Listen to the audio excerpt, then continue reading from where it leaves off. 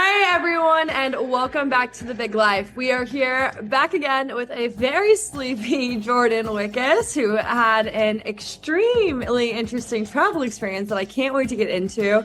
And as always, your co-host Sam Carey. Jordyn, let's just dive right in. How are you and how was the weekend? Yeah, so this was not a great week for us. Anyone who's been paying attention, we unfortunately tied to Oregon and then lost on what even is today? We lost on Sunday.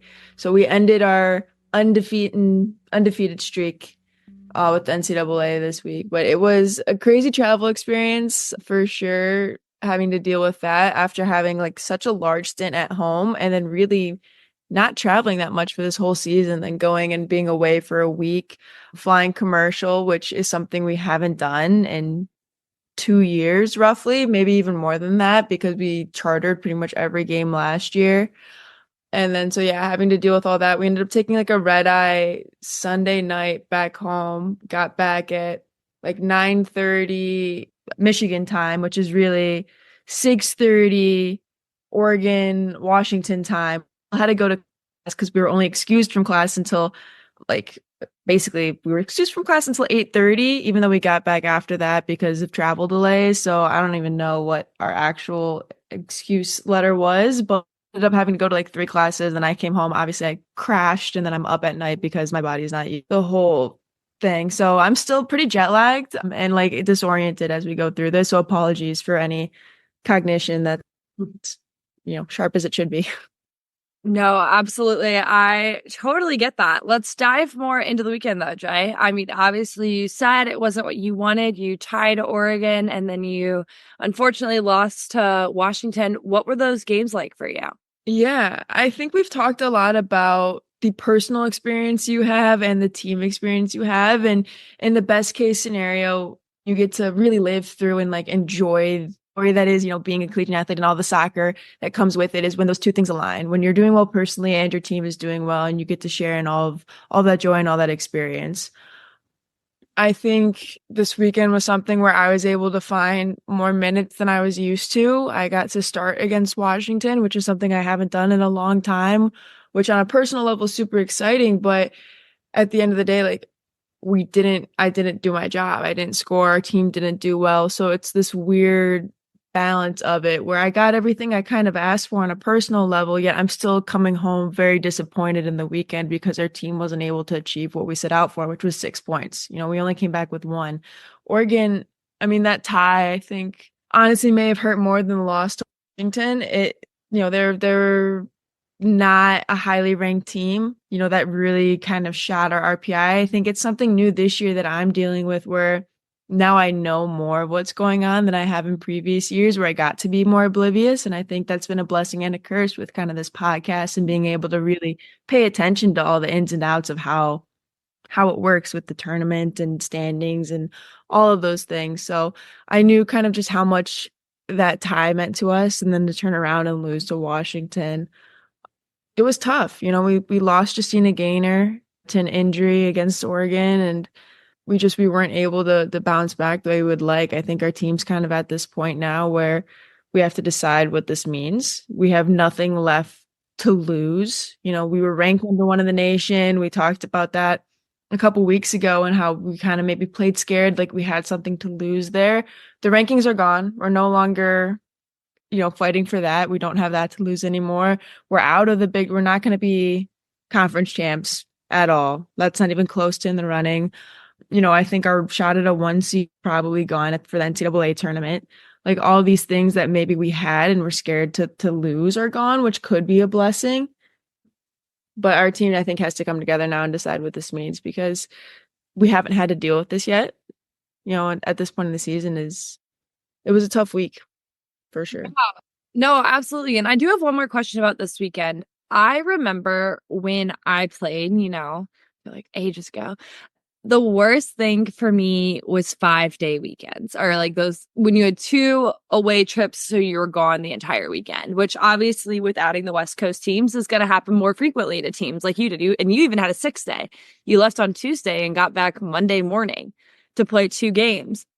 those are not only long because you have two games and you're practicing, but they're very mentally and emotionally draining. Just like you kind of have nothing to do all day but sit in a hotel room and then go to a field and you're always around your team and you never get that break. And there's just a lot. Like I remember by like that Sunday, like my team would want to kill each other. Like we had had too much time on a bus, on a hotel, eating team dinners, everything. How, I guess, are you with these 5-day travels, and how was that experience this weekend, even being so far removed from what your norm is? Yeah, yeah. I think it's hard, the aftermath of these weekends. Like, I just missed an entire week of school, and you're trying to scramble and figure out how to get everything in that I was supposed to for the week I was missing, and then also like study and catch up and do all these things for exams this week. I know a lot of people had to go take exams on Monday after getting off that long travel trip. And, I think the extent to the 6-day week lasts a lot longer than maybe people may realize. Like it's more of like a 2-week recovery of the week you're missing. And then you have that whole week where you're scrambling to get caught up from that in terms of your academics. You're back in your, schedule, your all of that stuff that you lost by being away, just readjusting to the time zones, all of it. So I think it's really hard in terms of that aspect. In terms of like the team and the bonding and all that, I think our team does a good job of managing team time and alone time and kind of being able to separate those two. I love personally the long away trips for team bonding experiences. I think especially when you have different roommates and things of that nature, you're able to have conversations you probably would never have in any other environment with them and get to know them kind of on a deeper level, which has always been one of my favorite things about these trips. But yeah, I think everyone handles it a little bit differently. Everyone needs different things in terms of how much team time they can handle and how much away time they need. But yeah, I think the biggest thing right now is everyone just getting reoriented to their normal schedule and catching up academically because it was a lot that you miss. Well, yeah, I mean, and one thing to blatantly call out is you traveled three time zones. So all of a sudden there's a 3-hour time difference on your body clock. So like I'm assuming you guys kicked off at 7 p.m. That's an assumption on my part, but that's when typically you kick. That's 10 p.m. from what you're used to. So your sleep, the way you eat, the way your body's adjusted. I mean, there's so many factors that's added to travel. I know a while back there was a statistic for football that when they traveled 2 time zones, I think it was like teams were like 1 in 9 or something like that, like insane out of the Big Ten conference. And I was trying to do the math for soccer, but it's just really hard with the 4 teams and being unbalanced and playing as much as you do compared to football. But overall, I mean, there has to be a clear impact, like you're seeing right now with Jordyn, about how this travel will impact players. And I'm especially thinking about those poor girls on the West Coast that have to do this way more often. Yeah, yeah. I think part of it's been really interesting too, though, is to look at the standings. You still have UCLA and USC, in the top of the conference right now. So they've been able to manage it and do well. And I think it's one of those things where we acknowledge that it's hard and that it's harder, but you're just gonna have to find a way to get used to it because unfortunately this is the new normal and we weren't able to get it done this week. I think we definitely could pull out all the excuses in the book with the way the travel weekend was, not being used to it, losing Justine again, or all of the things. We have all the excuses in the world for why this week turned out and played out the way it did. But at the end of the day, we needed to get it done. And I think it's something where it's like everyone's going to handle it a little bit differently. And it will be super interesting because we haven't been in this position yet. Part of me, there's only 3 of us, I believe, left from my freshman year that are still on this team currently. So the difference in mentality of it all has been really interesting to kind of deal with, and especially as we go through all of this because of just how much the program has changed. And it's so incredibly insane that we were even in this position. And then to go through your first loss and now have to have like 15 people, I believe, have never lost as a Spartan before, it's been really like exciting to see how far we've come, but also really just crazy to kind of process and get our head around it and just how different everyone's at, how much of a different headspace everyone is at with the way things have gone this season. Absolutely. And let's get into it. There was a couple other massive headlines coming out of the Big Ten that really hit and kind of speak to this point you're talking about. First of all, Jordyn, you already mentioned, of course, you guys lost, but so did Iowa. And actually, so did Utah State, which I know isn't in the Big Ten, but those three were the schools last week left undefeated, and all three got their first loss in the season this weekend. So you fell, but so did Iowa. So no one is undefeated any longer. Iowa's now third in the conference with, as you mentioned, UCLA and USC ahead of them. They both being undefeated in Big Ten conference play. So I do know I've talked to some people at Iowa. They have the UCLA USC games circled on their calendar. Assuming one of them, loses, you would think unless it ends up in a tie. I was hoping of trying to win their first ever Big Ten women's regular season championship, which is exciting for that program. I'm not gonna lie. Obviously, I love Iowa, but there's some asterisks when you don't play half the teams in the conference anymore about what that actually means. But extremely happy for them. On top of that, Wisconsin being the one to upset Iowa, then goes on the road and gets this big 6-point weekend for them, which keeps them in that Big Ten tournament slot and fighting for that top 10. What are your thoughts on all this, Jordyn? I think it's really interesting that everyone is now defeated this season because last year you had both Florida State and Stanford competing for a completely undefeated season. And at this point, we're 3 games left of a normal conference season. You still have the tournament and then NCAA tournament to go where every single team in the NCAA has now lost, which is really, different compared to last year. But I think it just shows how competitive everything is and just anyone can win on any given day. But I think my favorite game from this weekend, which we'll get into now, is Maryland with the first Big Ten goals and win in 2 seasons against Nebraska. This is insane to me. And I hadn't really looked that much into Maryland. We kind of talked about on this pod that we knew that they were towards the bottom of the Big Ten and every year that had been what had happened. But I did see that I believe on Friday this week, they announced that they are going to change their leadership and change their coaching staff. So they've ended the contracts of their current coaching staff after 16 Big Ten games without scoring a goal.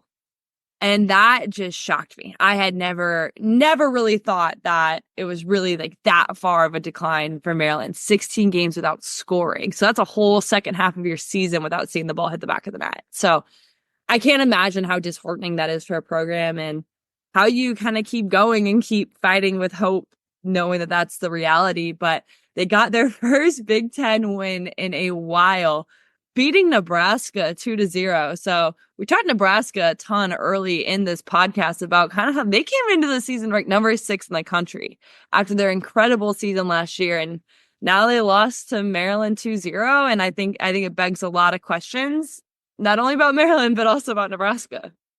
Yeah, I mean, Nebraska's whole identity was that they were going to outscore you. Nebraska was never really a team that was fighting for a shutout. They were always just going to outscore you with Eleanor Dale and Sarah Weber up top. So yeah, I'm even more impressed that Maryland was able to do this and keep Nebraska out of the back of the net. But it goes to show, I think, just how much of an impact a coaching change can have. I think this really goes to show how unified a team can be under new coaching staff and new leadership. Obviously, being at Michigan State, we've seen it coming in the last 3 years we've been able to have under him, and just being able to experience really how excited a team can get when they've been frustrated for so long. I think any sort of change in leadership is something that can really go one of two ways. The team can be disappointed, and I think in many cases, because they've been scoreless for the last 2 seasons, I'm sure the girls were really excited about this and to be able to have something to kind of play for. And unfortunately, I do think it's too late for them to salvage anything this season. I think they're definitely out of any sort of tournament or anything like that, but to be able to kind of come together and figure out what this means for the future of their program. But this is obviously a very, very good start off. And I will say, I did see a video of them going up 1-0 against Nebraska, and that celebration was priceless. You could tell, the emotion and the pride, and, I'm going to guarantee the work and belief that went into that program to get that final goal. So that was an extremely fun moment to watch and cheer on Maryland and have that moment for them. And Speaking of, I think all eyes are looking at the Big Ten tournament now. Like we said, we have clarification that 10 teams will be making the Big Ten tournament. And right now, as it sits in the standings, the cutoff is in between Minnesota and Illinois. So Minnesota being that 10th team and Illinois being 11th. And right now, Minnesota has 3 losses on the season, but also, some ties in there. And Illinois has 5 losses. So with 3 games left, barring some crazy results, it almost sounds like the Big Ten tournament nearly is wrapped up about who's going to make it or who's not. There's obviously, anything can happen officially, but unofficially, it looks like we have a top 10 in the Big Ten that will be, competing for the tournament. They're out. What are your thoughts on this field of 10, Jordyn? In terms of the Big Ten tournament, USC, UCLA, Iowa, Ohio State, and Rutgers are all officially 100% into the tournament.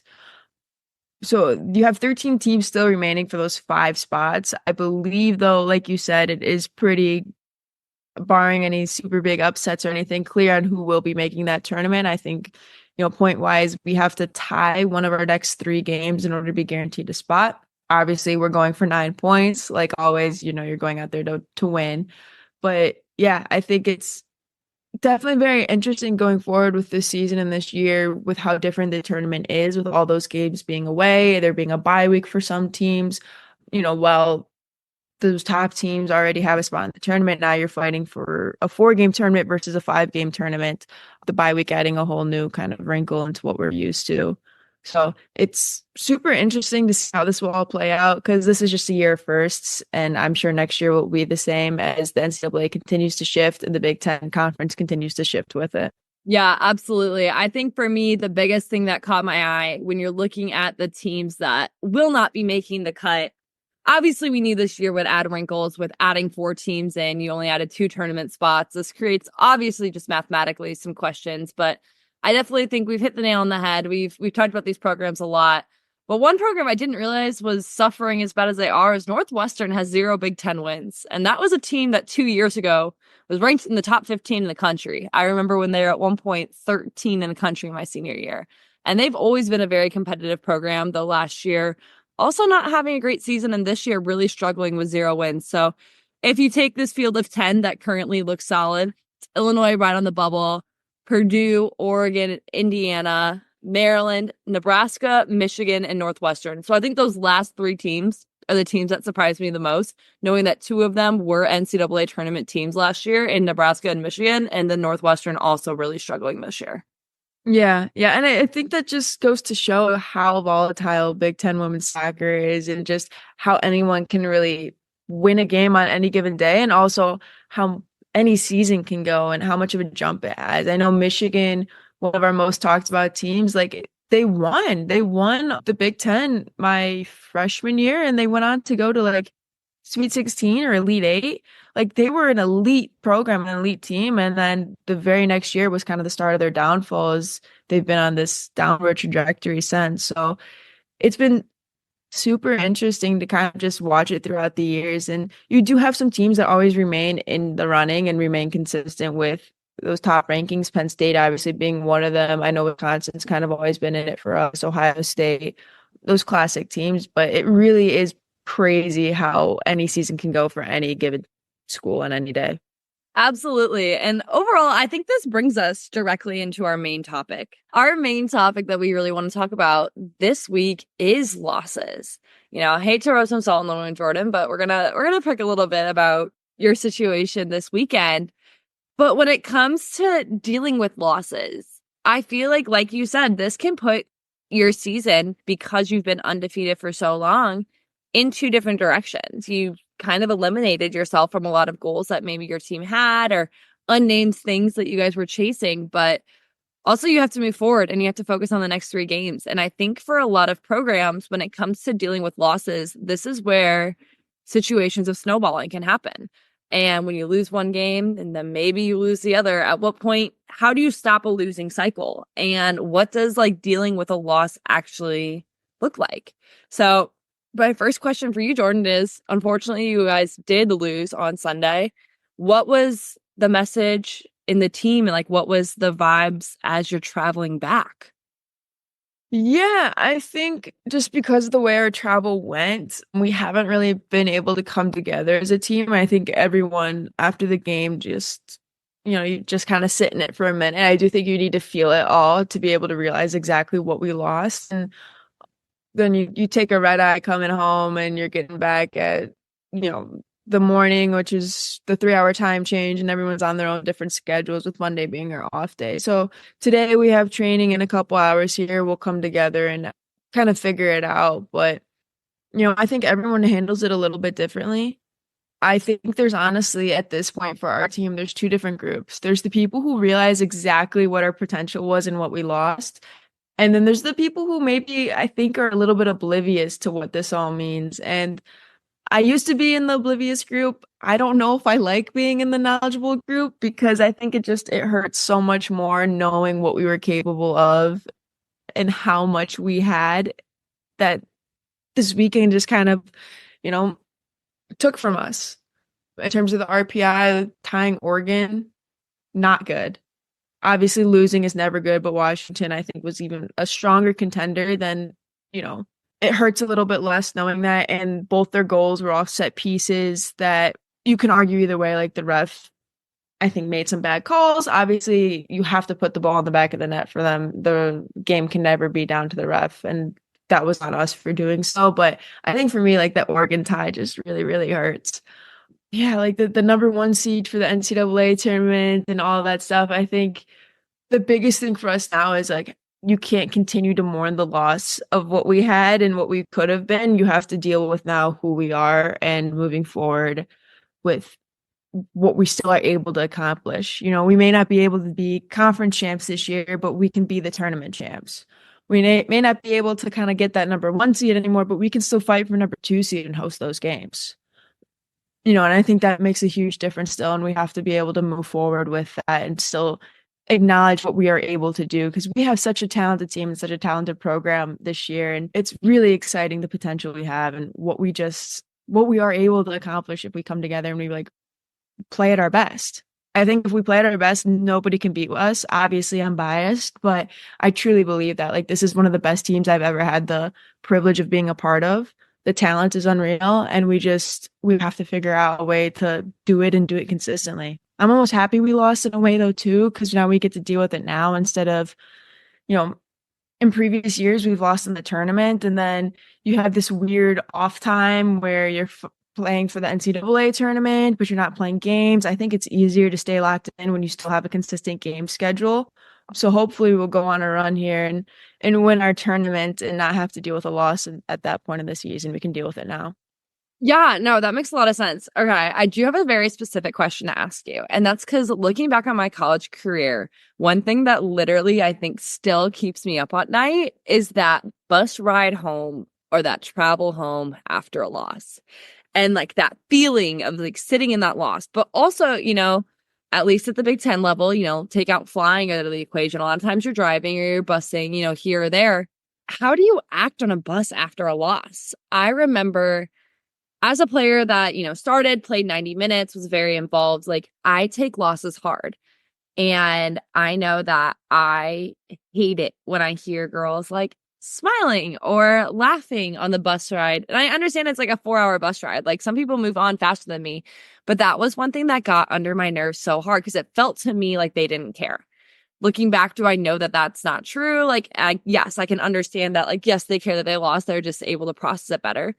And then you also have girls on the bus that maybe didn't play and frankly aren't as personally affected by the loss. And I don't want to say don't take it as seriously, but like it doesn't hurt them as deep because it wasn't them that maybe gave up the goal or did whatever.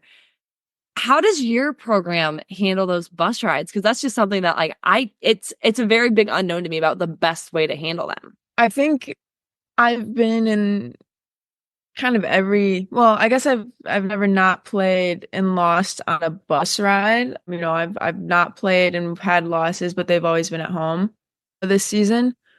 Or I guess it was a tie. It felt like a loss to like Arkansas or like this year. So I don't know. I think like you said, everyone's in a different situation with it. They process it a little bit differently. I'm trying to recall back to kind of previous years. I think Oh, you guys just never lose. You're just like that, on it that, it's gonna take her a while to draw back and realize these moments. well, it's been because different forms of travel affect it. Like when you're Okay. chartering, I think it's a lot different than if you're on like a 4 hour bus ride back home. Like this loss, I think for us, everyone, we went back to our hotel room and we had kind of 3 hours with just your roommate as you shower, pack, get ready. You're decompressing, doing homework before you ever get together as a team. And then you're dealing with like everyone's asleep on our travel. Like everyone, you're doing a red eye through the night. Like we didn't sleep essentially the entire night in a bed. Like you're on a red eye going home, and then the bus ride from the airport to your cars. Like everyone's just unconscious. So there's really nothing to deal with in terms of that. And I think, when we were dealing with it, like I said, with chartering, it's a lot different because the bus it's a different environment than a plane, right? And when you're just with your team is much different than with your general public on how you're dealing with things. Thinking back to like again, I keep talking the way the program has changed. I remember our first loss when Jeff was our coach. Everyone was like talking and happy, and we're going and we're rolling out and chattering, and he was so mad. He was so mad that that's how we handled it, but we didn't know at that point that the standard had changed because losing was the normal for the program. So it was just another Thursday, right? And we had played well and we had already won games. So everyone was kind of satisfied with it and happy with where were at. And he was like, no, like losing hurts. Like this is bad. Like I want you guys to feel this and I want you to feel it like at a deep level so that you never want to do it again. And I think from that point, it kind of changed the way we handle losses throughout the program, and I think every environment is different. For the long bus rides, luckily, honestly, as you can make fun of me, but like I don't think I've had to deal with that many where we're losing on the road and having to bus back home. Very luckily for me, because I don't know how we should be handling that. I think after a tie where, it's questionable or things like that, it's not necessarily a loss, but things didn't go the way we would have liked. Everyone kind of goes, we decompress the first couple hours of it, and then at the end of the bus ride usually people are chatty or you're talking again and getting through it, but it's essentially silent for the first little chunk of it. Yeah, no, I would agree. And with my experience as a pro, I think whatever game it is really, really matters. Is it a bad loss? Is it in some ways, oh, we played really well, but like for right now, like we lost actually our game on Saturday. We also played the number one team in the league who has a plus 83 goal differential and have not lost a game. They're incredibly good. And we played them 1-0 and they had expected 1.3 goals on the game and had 3 shots on goal. And unfortunately scored one of them and we lost 1-0. Frankly, yes, it sucks that we lost, but we also won more duels than them. We defended tough and we played well. And you limit 3 shots on goal to the number one team in the country with a plus 83 goal differential, you take that as a win. And so I think the type of loss really matters. But I can look back on my college career, trust me, and think about many bus ride back where I remember kind of stewing in the back because I'm mad and I understand that I can't just sit in my madness, but I also like don't feel like other people take it as hard as me. And it kind of creates this weird social thing. It's like, do I care too much? Do they not care? And like I said, I can zoom out now and realize that that's not really the situation. But some people have personalities where it doesn't hit them as deep, or some people, need to move on faster. And I think this really creates interesting dialogue about how you deal with a loss. How long are we able to dwell on losing? I guess for me, it's a bit different right now. I only play one game a week. So we lost this weekend. Honestly, like I said, the loss kind of feels like a win, so it doesn't hit as deep. But you go on, you do a recovery session the next day. And for us, it's kind of when we do our film analysis. So today we went to the facility, we did our film analysis breakdown, we watched clips, we watched positives, we watched negatives, we talked about it. But we have another game this weekend that it's now time to flip the script, and we put Rosengård away, and now we have Örebro coming up. And so for you, or I guess in your opinion, like how long do you dwell on a loss before you move on? And how long does it sit with you? I think quick before I answer that, my question to you, Sam, is there's two different types of personalities, I think, when one loses. There's the people that need to talk it out, and there's the people that need to sit there in silence. I do think there's a disconnect between the people who play and the people who don't play. But usually the people who don't play are, they're sitting there in silence with it. They can kind of feel the loss of the team, but you're not chiming in with different tactics or playing styles or any of that sort of thing. I have my prediction, but are you someone that needs to talk it out and relive the game after that loss? Or are you someone that just likes to sit there and kind of feel it and then do it on your own? I will talk it out and rethink every single detail of the game. It's funny. I think who I talk it out to really depends. A lot of times in college, you can't be on the bus talking it out, because then you're frankly, like other people's names might come up, or you're talking about this and not necessarily in a bad way, but if I'm on the back of the bus and all of a sudden I hear Sam Kira, my eyes are turning and I'm trying to figure out what's happening and what they're talking about. So, like, for me, my mom watched all my college games, so I'm texting my mom, like, I should have done this moment, we should have done this. And like, I'm giving a full breakdown and like trying to talk it out and decompress it with her. And so I think it's totally fair that everyone on the team needs someone to talk it out to. Everyone needs that soundboard to like get your feelings out with. I know I definitely have that here. After every game, pretty much me and one of my best friends sit down and we watch the game together and talk it out.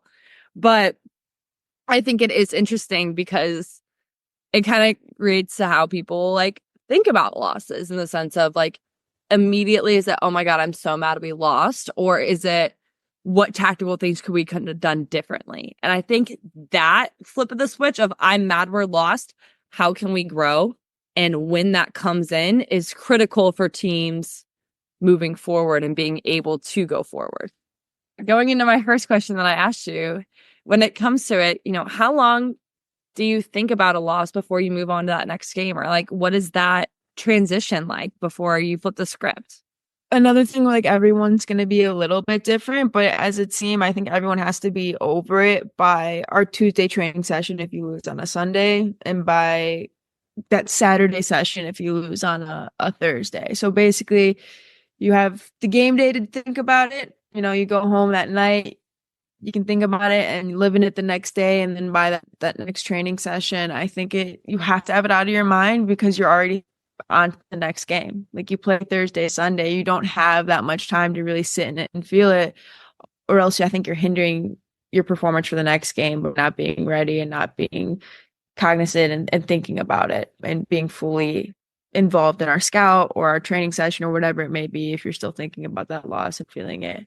I think you can have it motivate you. Like you can have this disappointment and you can use it to motivate you for the next game. It can be something where now we have something to prove, or you're fighting with a chip on your shoulder, or underdogs or whatever it may be. You can definitely use it to fuel you in that way. But when you're talking about the emotional sadness or the all-consuming thinking about every mistake you made or touch you made, I think that kind of stuff has to be out of your mind by 2 days removed from the game. So the game, the next day you can think about it, and then that next training session, I think it has to be out of your mind in order for you to be successful as a team moving forward. Yeah, I completely agree with you. We actually used to say at Iowa, like our recovery session was built to get the loss or whatever out of our bones. And frankly, a win either. You can't live in the high of a big win or anything that long either because you have another game coming up. So you lose on Thursday night, you break off, you go to bed. Friday morning was our recovery session. So frankly, like most people aren't going to be like, oh yeah, okay, I'm ready. I've moved on by then. It's less than 24 hours since the loss. But that recovery session is meant to get the loss out, get the shake everything out of the bones.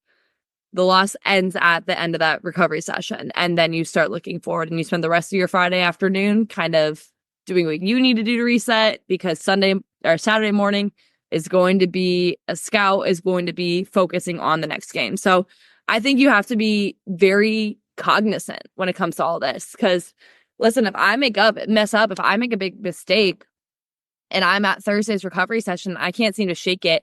I need to know what I need to do to get this loss out of my system. And this is where everyone's different. Some people need to watch film of the game and like relive it and rethink it through and process it.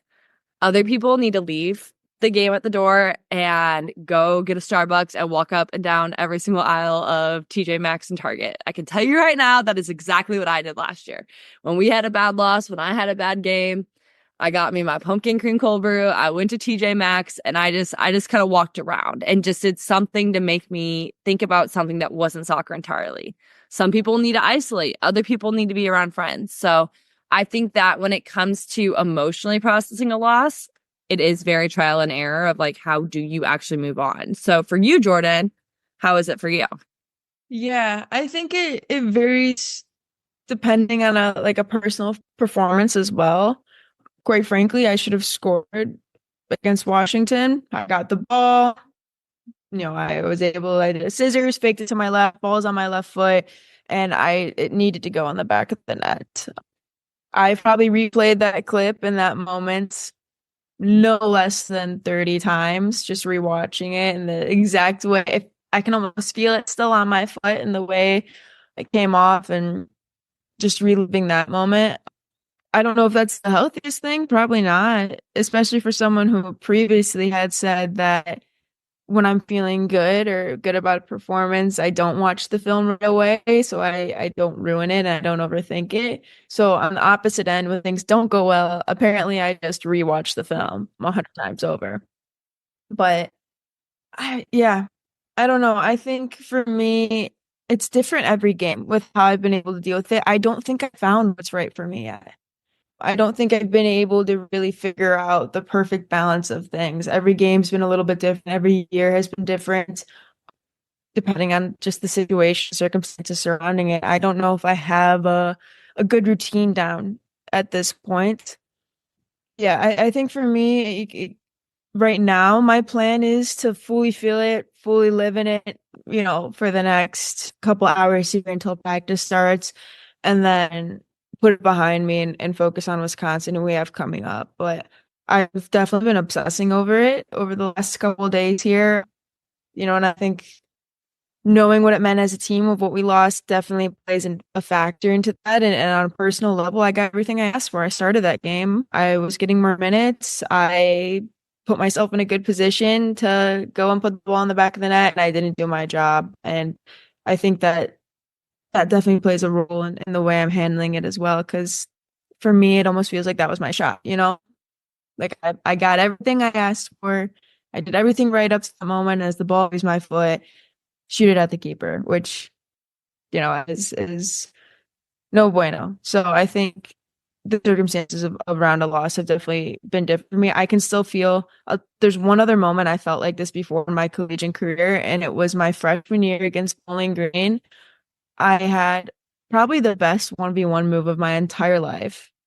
And I end up cutting the ball and I fake a shot, it goes to my right. I cut it. The girl's on the ground, 1v1 with the keeper. I'm like right inside the box.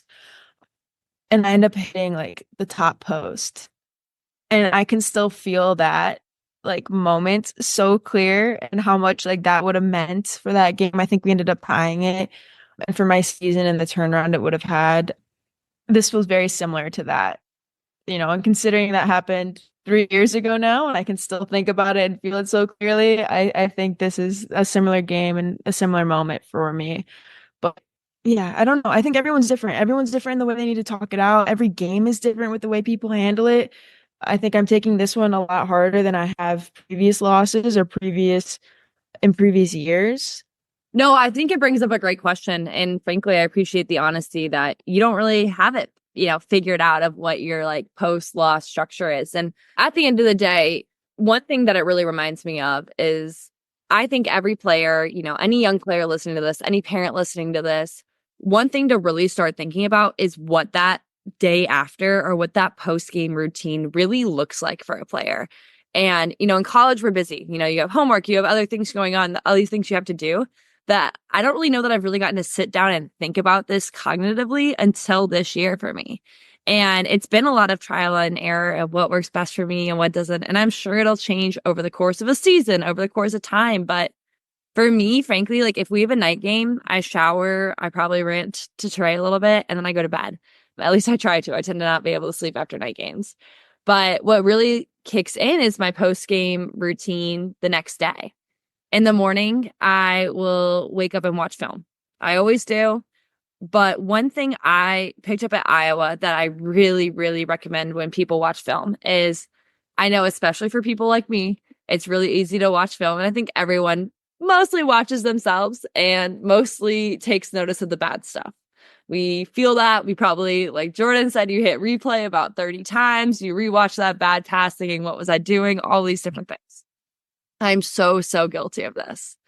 And one thing I really started trying to cognitively do at Iowa was create two pockets, in Speedio, which is what we use, you can tag. If not, you write down timestamps or whatever it is of not only your growing moments, your grows, but your glows. Because as much as we need these, we have these negative things that show us where we can get better and sometimes live in our head like a nightmare. We also have these like brilliant 1v1 moments or this fantastic long ball that I hit or whatever it is that we can use these two things to counterbalance each other. So for me on Speedio, I'll tag along the whole game and I'll tag my glow versus my grows. And at the end, I can kind of look at my number and in my gut, I know how I play. But if I look at my ratio of grows to glows, that also tells me how I play. And now I have some more data. And I think for someone like me, this is very important because I'm a very emotional person. I wear my heart on my sleeve. So we could win 8-1, but if I'm the reason for that one, I'm mad. And so when I have numbers to back up my pros versus my cons, literally, this helps me kind of process and walk through a game. But after I clip that film with both my good and my bad moments, I'm done. That game goes away for me. And that's when I go to downtown and I get my pumpkin spice latte and I walk around the mall by myself with a podcast in my ears, or I do something that's not soccer related. I try to stay off social media the day after a game, not because people are over here tweeting about how I played. There is some of that. I'm not going to lie. I have seen my name in tweets after. Normally I have to hit the translate button and stuff like that. The newspaper here like ranks us after games. So you'll go online and Twitter and you'll see like Sam Carey got a 7 out of 10 today.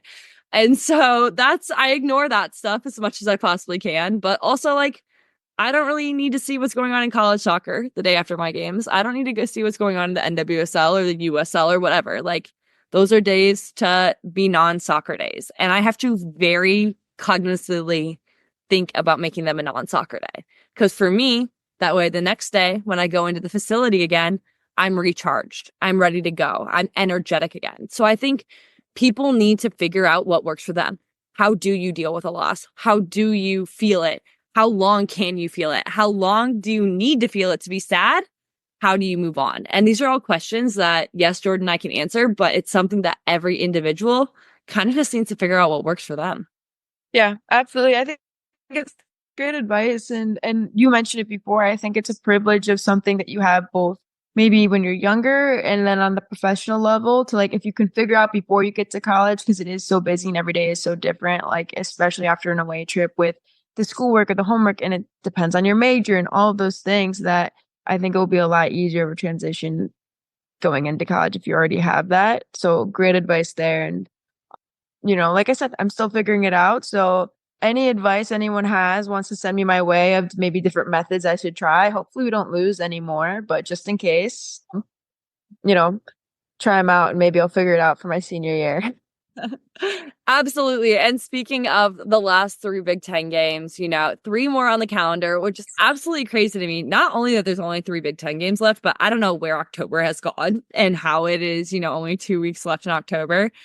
Absolutely unreal. But our 3 Big Ten games back on the calendar, and the ones I definitely have circled on my calendar are when Ohio State and Penn State head out to LA.